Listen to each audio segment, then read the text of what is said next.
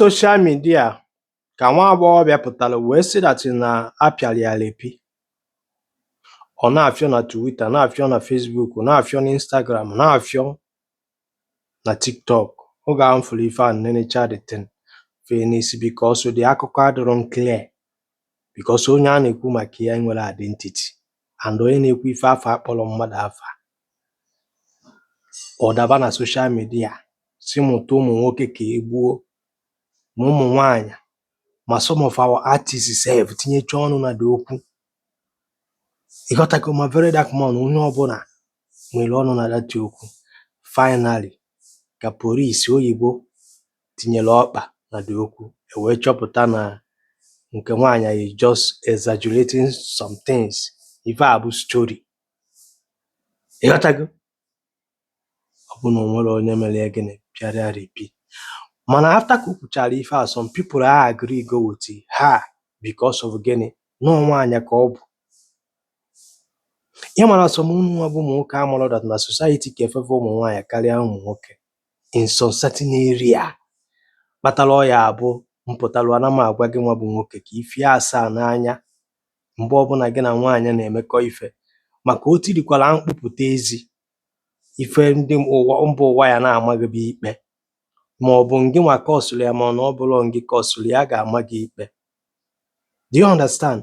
After ka nenechara ife a ka onye ọbụla si manye ọnụ na ya na wee na-eti wee na-asị na a lot of ụmụ nwoke atagbuo n'onwe fa n'afụfụ.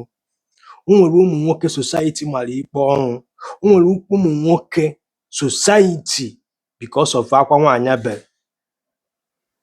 Ịghọtago ejide the man condemn mụọ ya. Akwa na this same social media ka m na gị na-abụ nọ nwaanyị a na-anụ anụ je kpọọlụ die polisi accuse odie na o ji nwa ya nwaanyị arụrụ aka na ọ na-aghọ nwa ya nwaanyị aka, abịa mee the guy arrest. Onye ọbụla na-eti na the man eme ncha after tit and done, ọ bụrụ na ka ọ bụrụ eziokwu. So kedu ife m ji eme this video? You suppose really careful as a man. Some ụmụ nwoke ịfọrọ today nọ n'ime bụ ebubo ka eboro fa. Some ụmụ nwoke nwekwa na-anwụ ebubo. Do you understand me? Ka o ji tagide afọ ahụ nwụrụ because onye ka ọ ga-akọrọ.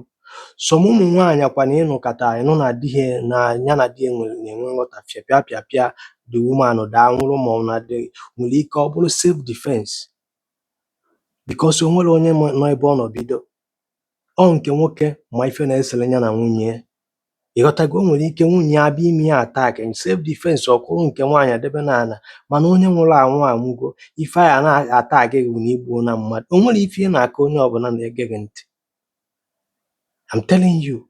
Some ụmụ nwoke onye na-abịa na-apụ ịfụta na tiri nwunye ihe a bụrụ intentionally out of anger provoke n'ụdị nwozi.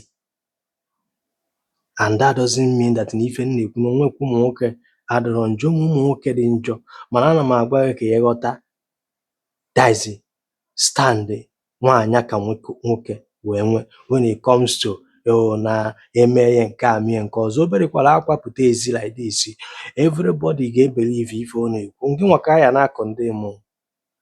Anyị kpatara nwoke nwaanyị eji na-ajụ gị ịmakwa anya ofu bọọlụ ajụba gị ọ na ịmara na nwaanyị ka ọ bụ. Na mama otu ife a na-ekwu. So be very very careful nwoke na-ege m ntị, na-akwadokwa na nka gị ka emesịa.